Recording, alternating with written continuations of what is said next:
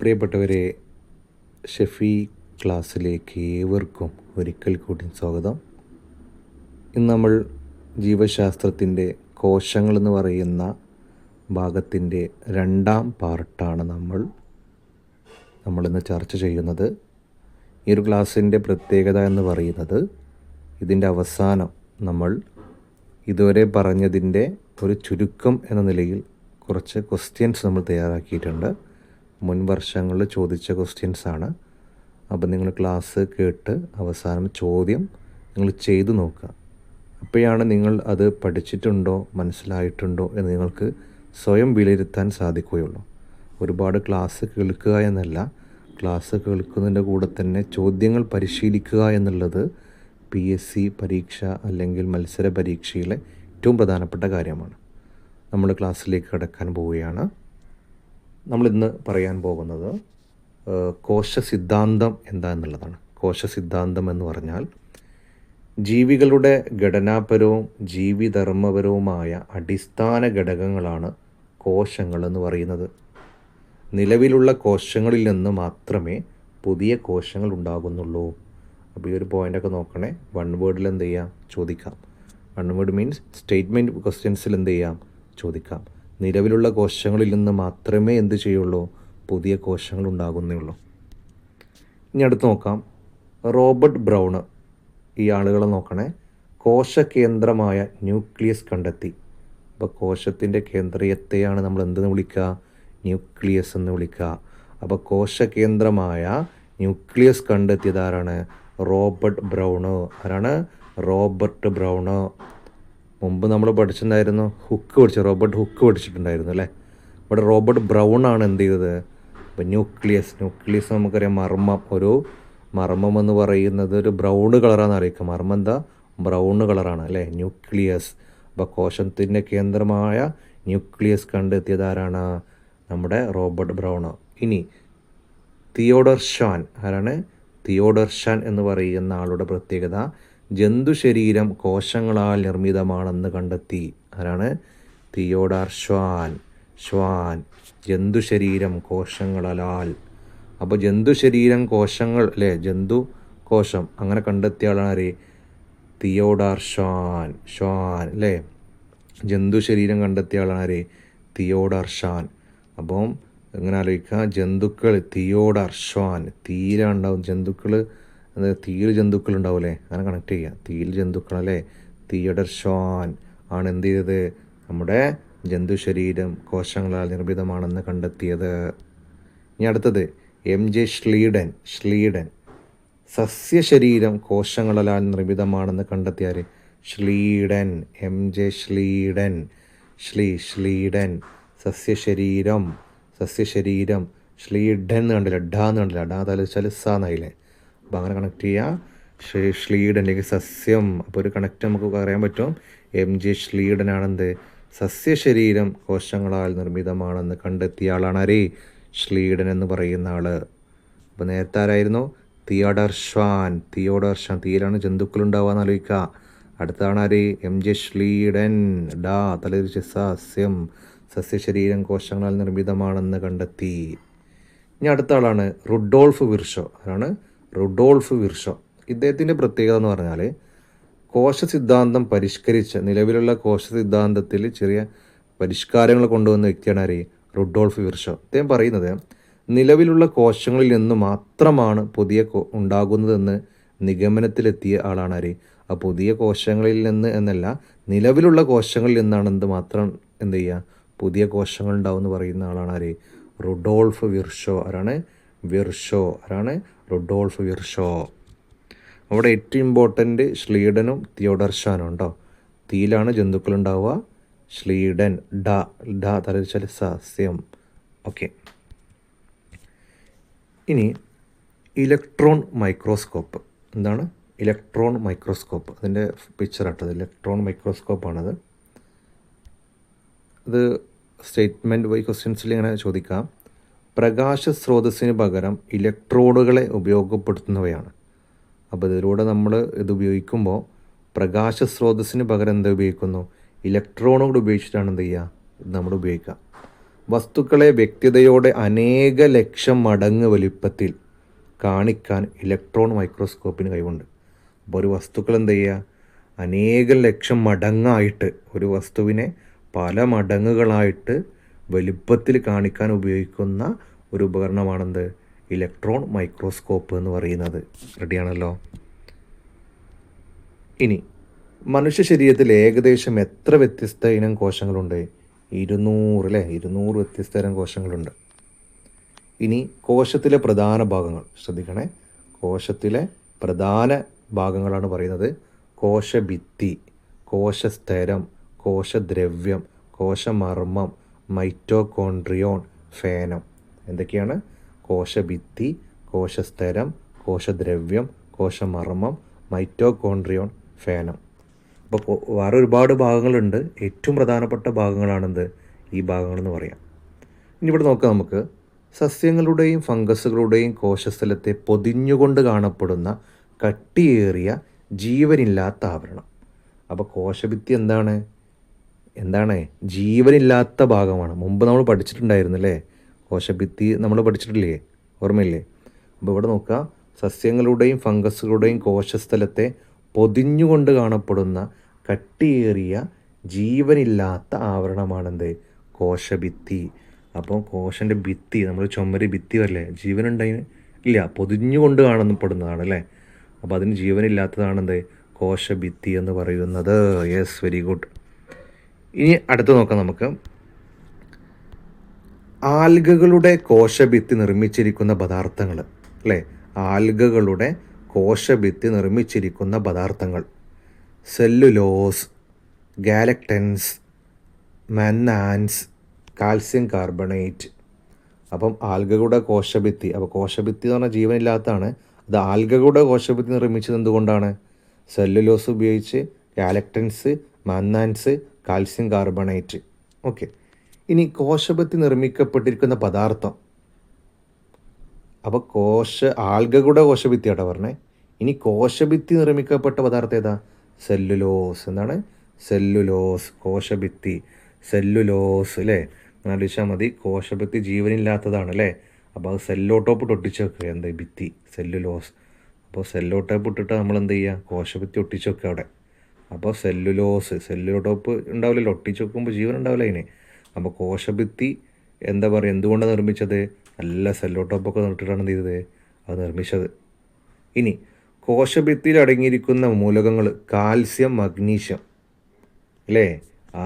നമ്മൾ പറഞ്ഞു കോശഭിത്തി ജീവനില്ല, അതിനെന്തുകൊണ്ടാണ് ഉണ്ടാക്കിയത്? നമ്മൾ സെല്ലുലോസ് ഉപയോഗിച്ച്. എന്താ അതിനുള്ളിലുള്ള ഘടകം? എന്താ? Calcium, magnesium. എന്താണ്? കാൽസ്യം, മഗ്നീഷ്യം അല്ലേ. Calcium, magnesium. കുമ്മായം ആലോചിച്ചാൽ മതി അല്ലേ. കുമ്മായിട്ട കാ എന്ന് പറഞ്ഞാൽ, കുമ്മായത്തിൻ്റെ കാ എന്ന് പറഞ്ഞാൽ എന്താ? കാൽസ്യം. മാ എന്ന് പറഞ്ഞാൽ മഗ്നീഷ്യം. കുമ്മായിട്ടിട്ടാണ് ഉണ്ടാക്കിയത് അല്ലേ. മുഹൂർത്തൊക്കെ എന്ത് ചെയ്തിട്ടുണ്ട്? അതിൻ്റെ ഉള്ളിലുള്ള മൂലകങ്ങൾ എന്താണ്? കുമ്മായാണ്. പക്ഷെ എന്തുകൊണ്ടാണ് നിർമ്മിച്ചത്? സെല്ലുലോസ് ഉപയോഗിച്ചിട്ട്. റെഡിയാണല്ലോ. ഇനി അടുത്തടുത്തുള്ള കോശങ്ങളെ തമ്മിൽ ചേർത്ത് നിർത്തുന്ന ഒരു പാളിയാണ് മെഡില്ലാമെല്ല. എന്താണ്? മെഡില്ലാമെല്ല. അപ്പോൾ ഇതൊരു കോശമാണെങ്കിൽ അതിന് തൊട്ടപ്പുറത്ത് എന്തൊരു കോശമുണ്ട് അല്ലേ. അത് തമ്മിൽ ചേർത്ത് നിർത്തുന്നൊരു പാളി, ചെറിയൊരു പാടിന് അതിനിടയിൽ, അതിനാണ് മിഡില്ലാമെല്ല അല്ലേ. അതിൻ്റെ മിഡിലായിട്ട് ലാമെല്ല, മെല്ലെ അല്ലേ. മിഡില്ലാമെല്ല, മെല്ലെ മിഡിലല്ലേ. മിഡില് ചേർത്ത് വെക്കുന്നൊരു ഭാഗമാണേത്, ഒരു പാളിയാണേത്. നടുവിലുണ്ടാവില്ലേ, നടുവിലായിട്ടുണ്ടാവും എന്ത്, അതിൻ്റെ പേരാണെന്ത്? മിഡിൽ ലാമെല്ല എന്ന് പറയുന്നത്. എന്താണ്? മിഡിൽ ലാമെല്ല എന്ന് പറയുന്നു. യെസ്, ഓക്കെ, റെഡിയാണല്ലോ. അപ്പോൾ ഇവിടെ നോക്കണേ, നമ്മൾ നോക്കാനുള്ള പ്രധാനപ്പെട്ടെന്ന് കോശഭിത്തി നിർമ്മിക്കപ്പെട്ടിരിക്കുന്നത് സെല്ലുലോസ്. കോശഭിത്തിയിൽ അടങ്ങിയിരിക്കുന്ന മൂലകങ്ങൾ കാൽസ്യം, മഗ്നീഷ്യം. അടുത്തടുത്തുള്ള കോശങ്ങളെ തമ്മിൽ ചേർത്ത് നിർത്തുന്നൊരു പാളിയാണേത്? മിഡില്ലാമെല്ല. ഏതാണ്? മിഡില്ലാമെല്ല. റെഡിയാണല്ലോ, സെറ്റ്. നോക്കാം, നമുക്ക് അടുത്ത ഭാഗം നോക്കാം. നിങ്ങൾ ഈ ക്ലാസ് കേൾക്കുമ്പോൾ നിങ്ങൾക്ക് നല്ല എഫക്റ്റീവ് ആകുന്നുണ്ടെങ്കിൽ നിങ്ങൾ ഒന്ന് ലൈക്ക് അടിക്കണേ, കമൻറ്റ് ചെയ്യണേ. നിങ്ങളുടെ ഈ കമൻറ്റും അതേപോലെ തന്നെ സബ്സ്ക്രൈബും കാര്യങ്ങളൊക്കെയാണ് പുതിയ ക്ലാസ്സുകൾ വ്യത്യസ്ത രീതിയിൽ നിങ്ങൾക്ക് പറഞ്ഞു തരാൻ പറ്റുള്ളൂ. ഓക്കെ, അപ്പോൾ അതേപോലെ നിങ്ങളെ ഫ്രണ്ട്സ്, സുഹൃത്തുക്കൾക്ക് നിങ്ങൾ ഷെയർ ചെയ്യണം. സബ്സ്ക്രൈബ് ചെയ്യാത്തവരുണ്ടെങ്കിൽ ഒന്നെന്ത് ചെയ്യണം? സബ്സ്ക്രൈബ് ചെയ്യണം. ഓക്കെ, ഇനി അടുത്ത് നോക്കാം നമുക്ക്. കോശത്തിൻ്റെ ഏറ്റവും പുറമേയുള്ള ഭാഗം അല്ലേ? ഒരു കോശമാണെങ്കിൽ എന്തുകൊണ്ട് നിർമ്മിച്ചൊക്കെ നമ്മൾ പറഞ്ഞു, അതിന് പുറമേയുള്ള ഭാഗം അല്ലേ? പുറമേയുള്ള ഭാഗമാണെന്ത്? കോശസ്തരം. കോശസ്തരം അതിന് പുറത്തുള്ള ഭാഗമാണെന്ത്? കോശസ്തരം. ഇനി കോശസ്തരം നിർമ്മിക്കപ്പെട്ടത് എന്തുകൊണ്ടാണ്? ലിപ്പിഡുകളും പ്രോട്ടീനുകളും കൊണ്ട്. എന്താണ്? ലിപ്പിഡുകളും പ്രോട്ടീനുകളും കൊണ്ടാണ് എന്ത് നിർമ്മിച്ചത്? കോശസ്തരം അല്ലേ? നേരത്തെ നമ്മൾ പറഞ്ഞു, അത് നിർമ്മിച്ച കാര്യങ്ങൾ പറഞ്ഞു, എങ്ങനെയാണെന്നുള്ളത് പറഞ്ഞു. അതേപോലെ തന്നെ ഇനി കോശസ്തരം, കോശത്തിൻ്റെ ഏറ്റവും പുറമേയുള്ള ഭാഗമാണെന്ത്? അതിന് പുറത്ത് കാണുന്നതാണ് കോശസ്തരം. ഞാൻ നിർമ്മിച്ചത് എങ്ങനെ? ലിപ്പിഡുകളും പ്രോട്ടീനുകളും കൊണ്ടാണ് എന്ത് നിർമ്മിച്ചത്? കോശസ്തരം നിർമ്മിച്ചത്. ലിപ്പിഡുകൾ അല്ലേ? ലിപ്പുകൾ ഉപയോഗിച്ചാണ്, പ്രോട്ടീനുകൾ ഉപയോഗിച്ചാണ് എന്ത് നിർമ്മിക്കപ്പെട്ടത്? കോശസ്തരം അല്ലേ? ഇപ്പം നമ്മൾ അല്ലേ ഒരു ആളെ എന്താ പറയുക, പുറത്തുള്ള ഭാഗം നമ്മൾ ലിപ്സ്റ്റിക്ക് നമ്മൾ ഉപയോഗിക്കാറുണ്ടല്ലേ, അതാണ് ലിപ്പിഡുകൾ എന്ന് പറയുക. ലിപ്പിഡുകൾ പുറമെ നല്ല ഭംഗിക്ക് വേണ്ടി ചെയ്യുന്നതാണ്. പ്രോട്ടീനുകളും കൊണ്ട് അല്ലേ? ഇപ്പോൾ ഈ ഇങ്ങനെ പറയാറുണ്ട്, നമ്മളെ ഇത്തരത്തിലുള്ള ലിപ്സ്റ്റിക്കും കാര്യങ്ങളൊക്കെ നിർമ്മിക്കാറുള്ളത് ഈ പ്രോട്ടീൻസ് അങ്ങനെയുള്ള പലതരത്തിലുള്ള കാര്യങ്ങൾ ഉപയോഗിച്ചിട്ടാണ് അത് ഉപയോഗിക്കുന്നത്, നിർമ്മിക്കാറുള്ളത്. അതിൻ്റെ ഒരു നിർമ്മാണവുമായി ബന്ധപ്പെട്ട കാര്യങ്ങളാണ്, ഡീറ്റെയിൽസ് വേറെ കാര്യങ്ങളാണ്. അപ്പോൾ ലിപ്സ്റ്റിക്ക് എന്തുകൊണ്ടാണ്? പ്രോട്ടീൻ കൊണ്ടാണ് നിർമ്മിക്കുന്നത്. അപ്പോൾ ലിപ്പിഡുകളും അതേപോലെ തന്നെ പ്രോട്ടീനുകളും കൊണ്ട് ഇടാണല്ലോ. ഇനി കോശസ്തരത്തിൻ്റെ ഘടനയെക്കുറിച്ചുള്ള ഫ്ലൂയിഡ് മൊസൈക്ക് മോഡൽ അവതരിപ്പിച്ചത്, ഇത് ഇമ്പോർട്ടൻ്റ് ആണ്. കോശസ്തരത്തിൻ്റെ ഘടന, ആ കോശയുടെ ഘടന ഉണ്ടല്ലോ, അതിൻ്റെ ഒരു മോഡലാണ് ഫ്ലൂയിഡ് മൊസൈക്ക് മോഡൽ അവതരിപ്പിച്ച ആരൊക്കെയെന്ന്. അത് മുമ്പൊരു തവണ പരീക്ഷ ചോദിച്ചിട്ടുണ്ട്. ഫ്ലൂയിഡ് മൊസൈക്ക് മോഡൽ അവതരിപ്പിച്ചത് ആരാണ്? Singer, Nicholson. ആരാണ്? സിംഗറും നിക്കോൾസനുമാണ് എന്തുപയോഗിച്ചത്? Fluid mosaic model. കോശസ്തരത്തിൻ്റെ ഫ്ലൂയിഡ് മൊസൈക്ക് മോഡൽ നിർമ്മിച്ചതാരാണ്? അവതരിപ്പിച്ചതാരാണ്? Singer, Nicholson. ഈ രണ്ടാൾക്കാർ. ഇതെങ്ങനെ നമുക്ക് കണക്ട് ചെയ്യാൻ പറ്റും? അപ്പോൾ കോശസ്തരത്തിൻ്റെ ഘടനയെക്കുറിച്ചുള്ള ഫ്ലൂയിഡ് മൊസൈക്ക് അല്ലേ? ഇപ്പോൾ സാധാരണ നമ്മൾ ഈ സിങ്ക് അല്ലേ, സിങ്ക് പറയും നമ്മളിവിടെ അടുക്കളയിലൊക്കെ നമ്മൾ പാത്രം കഴിക്കണേ സിങ്ക് എന്ന് പറയും അല്ലേ? ഈ സിങ്ക് നമ്മൾ നിർമ്മിച്ചിരിക്കുന്നത് മൊസൈക്കാണ്. മൊസൈക്ക് എന്ന് പറഞ്ഞാൽ എന്താ അറിയില്ലേ? മൊസൈക്ക് കാരണം പണ്ട് കാലഘട്ടത്തിലൊക്കെ നമ്മൾ മാർബിളൊക്കെ ഉപയോഗിക്കുന്നത് പോലെ പണ്ട് കാലഘട്ടത്തിൽ ഉപയോഗിച്ചിരുന്ന ഒരു ഫ്ലോറിങ് മെറ്റീരിയലാണ് എന്ത്? മൊസൈക്ക്. അപ്പോൾ ഈ സിങ്ക് എങ്ങനെ ഉള്ളതാണ്? നമ്മുടെ മൊസൈക്ക് കൊണ്ട് നിർമ്മിച്ചതാണ്. എന്തുകൊണ്ടാണ്? മൊസൈക്ക് കൊണ്ട് നിർമ്മിച്ചതാണ് എന്ത്? സിങ്ക്. അതിന് ചുറ്റുപാട് എന്താണ്? സിങ്ക്, മൊസൈക്ക് അല്ലേ? Fluid mosaic, singer. ഈ നിക്കോൾസൺ എങ്ങനെയാണ്? നിക്കോൾസൺ. അവിടെ എന്താ പറയുക, നിക്കോൾസൺ എന്ന് പറയുമ്പോൾ നമുക്ക് കണക്ട് ചെയ്യാം. സിങ്ക് നിക്കോൾസൺ എന്ന് നമ്മൾ അങ്ങനെ കണക്ട് ചെയ്യാം അല്ലേ? നിക്കോൾസൺ, സിങ്ക്. അപ്പോൾ നിക്കോൾസണും സിംഗറുമാണ് എന്ത് ചെയ്തത്? കോശത്തിൻ്റെ മൊസൈക്ക് മോഡൽ അവതരിപ്പിച്ച. നമുക്ക് നോക്കാം. കോശസ്തരത്തിനുള്ളിലെ എല്ലാ പദാർത്ഥങ്ങളെയും ചേർത്ത് പറയുന്നത് ജീവദ്രവ്യം. കോശസ്തരത്തിനുള്ളിലെ എല്ലാ പദാർത്ഥങ്ങളെയും ചേർത്ത് പറയുന്നത് ജീവദ്രവ്യം എന്നാണ് പറയാം. അപ്പോൾ കോശസ്തരം പുറത്തുണ്ട്, അതിന് പുറത്തുള്ള എല്ലാ പദാർത്ഥങ്ങളും എന്ത് പറയും? ജീവദ്രവ്യം എന്ന് പറയും. ഇനി അടുത്തതാണ് ശരീരനിർമ്മാണത്തിൻ്റെ അടിസ്ഥാന ഘടകം. ശരീരനിർമ്മാണത്തിൻ്റെ അടിസ്ഥാന ഘടകത്തെയാണെന്ന് പറയുക? പ്രോട്ടോപ്ലാസം. എന്താണ്? പ്രോട്ടോപ്ലാസം. ഇനി നമ്മൾ അടുത്തതായിട്ട് നമ്മൾ പറയാൻ പോണത്, ഈ കാര്യങ്ങൾ നമ്മൾ പറഞ്ഞു. ശരീരനിർമ്മാണത്തിൻ്റെ അടിസ്ഥാന ഘടകം പറഞ്ഞു, പ്രോട്ടോപ്ലാസം എന്ന് പറഞ്ഞു അല്ലേ? പ്രോട്ടോപ്ലാസം. ഇനി പ്രോട്ടോപ്ലാസം ജീവൻ്റെ കണികാണെന്ന് അഭിപ്രായപ്പെട്ട ഒരു വ്യക്തിയാണ് ആര്? ജെയ് പർക്കിൻജി. ആരാണ്? ജെയ് പർക്കിൻജി. പ്രോട്ടോപ്ലാസം അല്ലേ? നമ്മൾ ജീവിതത്തിൽ നമുക്ക് ഏറ്റവും വേണ്ട കാര്യമാണ് എന്തല്ലേ? കാറൊക്കെ നമുക്ക് ഓടിക്കും. അപ്പോൾ കാറിൻ്റെ സമയത്തൊക്കെ പ്രോട്ടോപ്ലാസം എന്ന് പറഞ്ഞാൽ പ്രോട്ടോകോളും കാര്യങ്ങളൊക്കെ നമ്മളില്ലേ കാർ ഓടിക്കുമ്പോൾ അതിൻ്റെ പ്രോട്ടോകോളും കാര്യങ്ങളൊക്കെ ഉണ്ട്. അപ്പോൾ അത് എങ്ങനെയാണ്? പാർക്ക് ചെയ്യുന്ന സമയത്താണ് അതിൻ്റെ പ്രോട്ടോകോൾ ഉള്ളത്. അപ്പം പ്രോട്ടോകോൾ നമ്മുടെ ജീവിതത്തിൻ്റെ ഏറ്റവും പ്രധാനപ്പെട്ട ഒരു ഘടകമാണ്. അപ്പോൾ ആ ഒരു ജീവിതത്തിൻ്റെ ഏറ്റവും പ്രധാനപ്പെട്ട ഘടകമായ പ്രോട്ടോപ്ലാസം എന്ന് പറയുന്നത് ആ കണിക ജീവൻ്റെ കണികയാണെന്ന് അല്ലേ? ജീവൻ്റെ കണികയാണ് എന്ത്? പ്രോട്ടോപ്ലാസം എന്ന് പറയുന്നത് പോലെ അത് അഭിപ്രായപ്പെട്ട ആളാണ് ആര്? പർക്കിൻജി. ആരാണ്? പർക്കിൻജി അല്ലേ? നമുക്ക് വാഹനം ഓടിക്കുമ്പോൾ പാർക്ക് ചെയ്യുമ്പോൾ നല്ല പ്രോട്ടോകോൾ വേണം അല്ലേ. വാഹന പ്രോട്ടോകോൾ എന്ന് പറഞ്ഞാൽ ജീവിതത്തിൻ്റെ എല്ലാ മേഖലയിലും വേണം. അപ്പോൾ അതൊക്കെ കണക്ട് ചെയ്യാം. പ്രോട്ടോപ്ലാസം, പാർക്കിഞ്ചി, ജീവൻ്റെ ഗണിക. ഓക്കെ. ഇനി ജീവദ്രവ്യത്തിൽ മർമ്മം ഒഴികെയുള്ള ഭാഗം അറിയപ്പെടുന്നത് കോശദ്രവ്യം. അപ്പോൾ ജീവദ്രവ്യത്തിൻ്റെ ആ മർമ്മം അല്ലെങ്കിൽ ന്യൂക്ലിയസ് എന്ന് പറയുന്ന ന്യൂക്ലിയോ വിഭാഗം അതല്ലാത്ത എന്താ ഭാഗം അറിയപ്പെടുന്ന പേരാണെന്ത്? കോശദ്രവ്യം. കോശദ്രവ്യം. മർമ്മമല്ലാത്ത ജീവദ്രവ്യത്തിൻ്റെ എല്ലാ ഭാഗങ്ങളെയും വിളിക്കുന്ന പേരാണെന്ത്? നമ്മുടെ കോശദ്രവ്യം എന്ന് പറയുന്നത്. ഇനി കോശപ്രവർത്തനങ്ങളുടെ നിയന്ത്രണ കേന്ദ്രം എന്നറിയപ്പെടുന്നത് കോശമർമ്മം. കോശപ്രവർത്തനങ്ങളുടെ നിയന്ത്രണ കേന്ദ്രം എന്നറിയപ്പെടുന്നത് കോശമർമ്മം എന്ന് പറയുന്നത്. റെഡിയാണല്ലോ. ഇനി ഗോളാകൃതിയിൽ കാണപ്പെടുന്ന മർമ്മഭാഗം മർമ്മകം. എന്താണ് ഗോളാകൃതിയിൽ കാണപ്പെടുന്ന മർമ്മഭാഗം? ഏതാണ്? മർമ്മകം. ഇനി റൈബോസോം നിർമ്മാണത്തിൽ പ്രധാന പങ്ക് വഹിക്കുന്ന മർമ്മഭാഗം ഏതാണ്? മർമ്മകം. അപ്പോൾ റൈബോസോം നിർമ്മാണത്തിൽ പ്രധാന പങ്ക് വഹിക്കുന്ന മർമ്മഭാഗമാണെന്ത്? മർമ്മകം എന്ന് പറയുന്നത്. ഇനി മർമ്മത്തിനുള്ളിലെ ദ്രാവക ഭാഗമാണ് മർമ്മദ്രവ്യം. അതൊക്കെ അങ്ങനെ കണക്ട് ചെയ്യാം. അതിനുള്ള ദ്രാവകം മർമ്മദ്രവ്യം. മർമ്മദ്രവ്യത്തിൽ വലക്കണ്ണികൾ പോലെ കെട്ടുപിണഞ്ഞു കിടക്കുന്ന ശൃംഖലയാണ് ക്രമാറ്റിൻ ജാലിക എന്ന് പറയുന്നത്. എന്താണ്? ക്രമാറ്റിൻ ജാലിക. ജാലിക എന്ന് പറഞ്ഞാൽ എന്താ? നമ്മളെ ജനൽ അല്ലേ? ജനലും ഉണ്ടാവുക വലക്കണ്ണികൾ പോലെ ഉണ്ടല്ലോ. നമ്മൾ ജനലുണ്ട് പഴയ കാലഘട്ടത്തിൽ, അല്ലെങ്കിൽ നമ്മുടെ വീട്ടിലൊക്കെ പഴയ വീട്ടിലൊക്കെ ഉണ്ടാകുന്ന ജനലുകൾ ഇങ്ങനെ കള്ളി പോലെ ജാലിക വലക്കണ്ണികൾ പോലെ ഉണ്ടാവും അല്ലേ. അപ്പോൾ മർമ്മദ്രവ്യത്തിൽ വലക്കണ്ണികൾ പോലെ കെട്ടുപിണഞ്ഞു കിടക്കുന്ന അല്ലേ, അതിങ്ങനെ അങ്ങോട്ടും ഇങ്ങോട്ടും അല്ലേ, വെർട്ടിക്കൽ അതേപോലെ ഹൊറിസോണ്ടലൊക്കെ ഇങ്ങനെ ഉണ്ടാവും അല്ലേ, കെട്ടിപ്പിടഞ്ഞ് കിടക്കുന്ന ശൃംഖലയാണ് എന്തെന്ന് വിളിക്കുക? ക്രമാറ്റിൻ ജാലിക എന്ന് പറയും. എന്താണ്? ക്രമാറ്റിൻ. എന്താണ്? ക്രമാറ്റിൻ ജാലിക എന്ന് പറയും അല്ലേ. നമ്മൾ ക്രമാറ്റിൻ എന്ന് പറഞ്ഞാൽ നമ്മൾ ക്രമാറ്റിൻ മാറ്റൽ, നമ്മൾ റൂമിൽ നിന്നാണ് മാറ്റൽ. അപ്പം എന്ത് ചെയ്യണം? നമ്മൾ ജനലടക്കണം അല്ലേ. ക്രമാറ്റിൻ നമ്മൾ മാറ്റുക അല്ലേ. നമ്മൾ ക്രമാറ്റിൻ ചെയ്യുമ്പോൾ ജനലടക്കണം അല്ലേ. അപ്പോൾ ജനൽ എങ്ങനെ ഉണ്ടാവുക? കെട്ടിപ്പിടഞ്ഞ് കിടക്കുന്ന ഉണ്ടാവുക. അപ്പോൾ മർമ്മദ്രവ്യത്തിലെ വലക്കണ്ണികൾ പോലെ എന്താ പറയുന്ന ഭാഗമാണെന്ത്? ക്രമാറ്റിൻ ജാലിക എന്ന് പറയുന്നത്. റെഡിയാണല്ലോ. ഇനി അടുത്തത് ജീനുകളെ ഉൾക്കൊള്ളുന്ന മർമ്മഭാഗം ക്രമാറ്റിൻ ജാലിക. ഓക്കെ, ക്രമാറ്റിൻ ജാലിക എന്നാണ് ഇത്. റിപ്പീറ്റ് വന്നാണ് ഇവിടെ. ജീനുകളെ ഉൾക്കൊള്ളുന്ന മർമ്മഭാഗം. അപ്പോൾ ജീനുകളൊക്കെ ഇവിടെ ഉണ്ടാവും അല്ലേ. ജീനുകൾ എന്ന് പറഞ്ഞാൽ ജീൻസ് നമ്മൾ മാറ്റുന്നു പറഞ്ഞില്ലേ. ജീൻസും കാര്യങ്ങളൊക്കെ ഇവിടെ ഉണ്ടാവുക.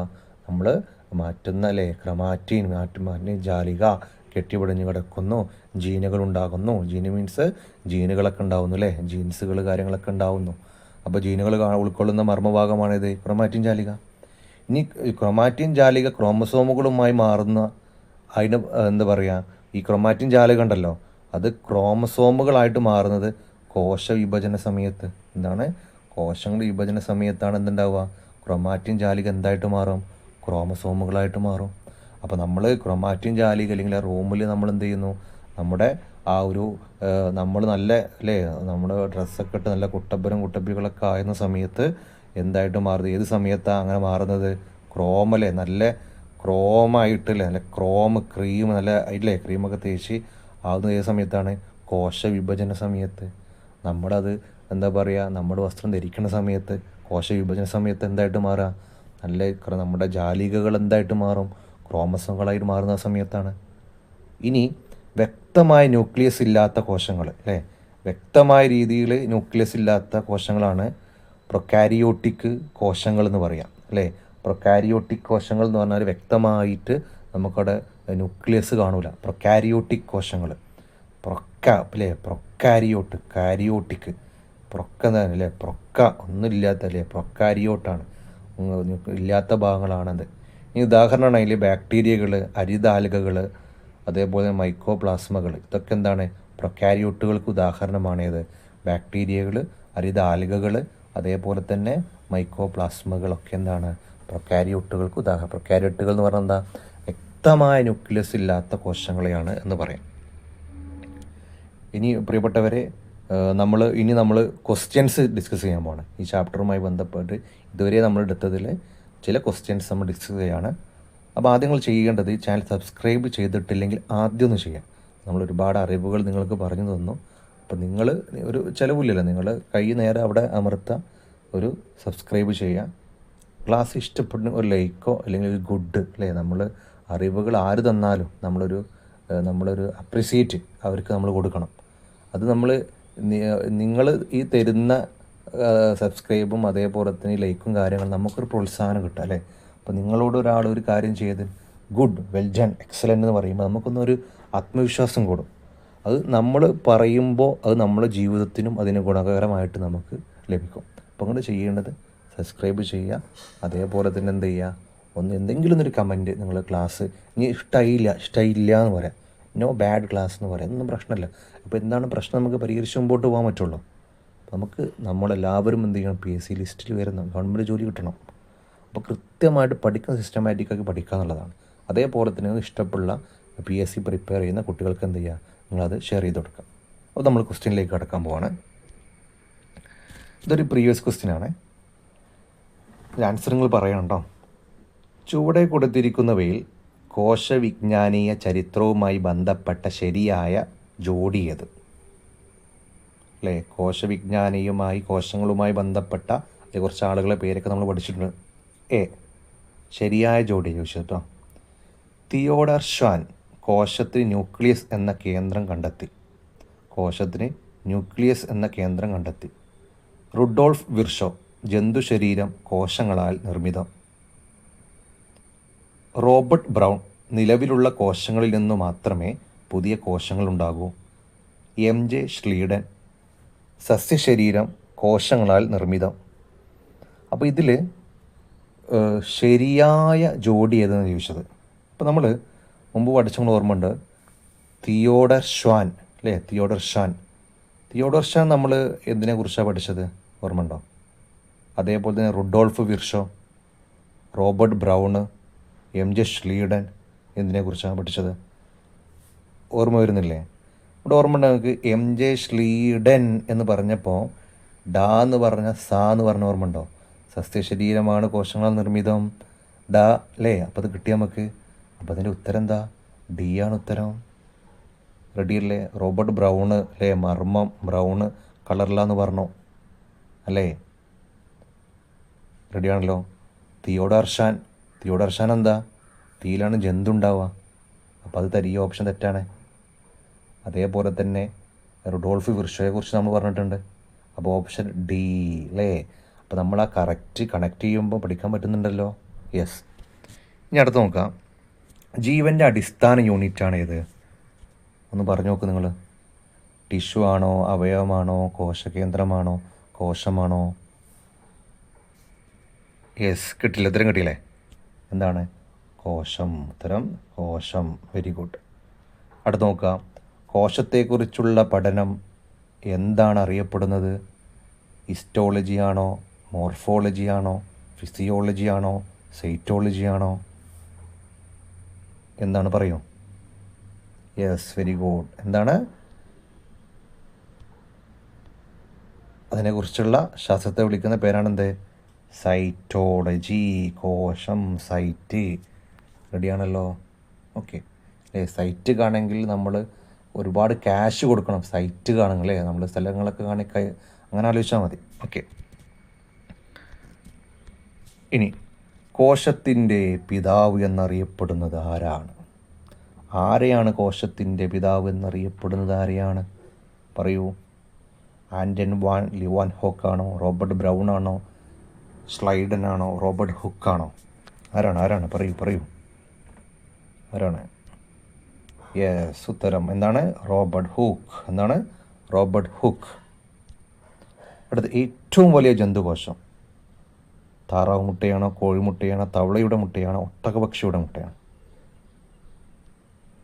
ഒട്ടകപക്ഷിയുടെ മുട്ടയാണ് ഏറ്റവും വലിയ ജന്തുകോശം എന്ന് പറയുന്നത്.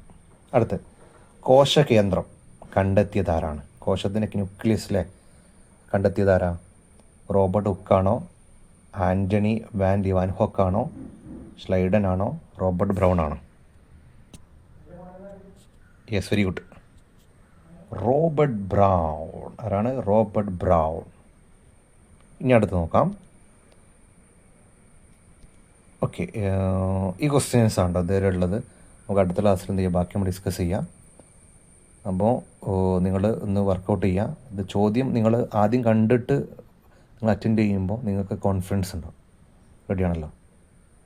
നിങ്ങൾ ഇതിൻ്റെ കൂടെ ഫോളോ ചെയ്തോളൂ. ഓരോ ഭാഗങ്ങൾ ഡീറ്റെയിൽഡായിട്ട് നമ്മൾ പറയും, ക്വസ്റ്റ്യൻസ് ഡിസ്കസ് ചെയ്യും. Okay, thank you.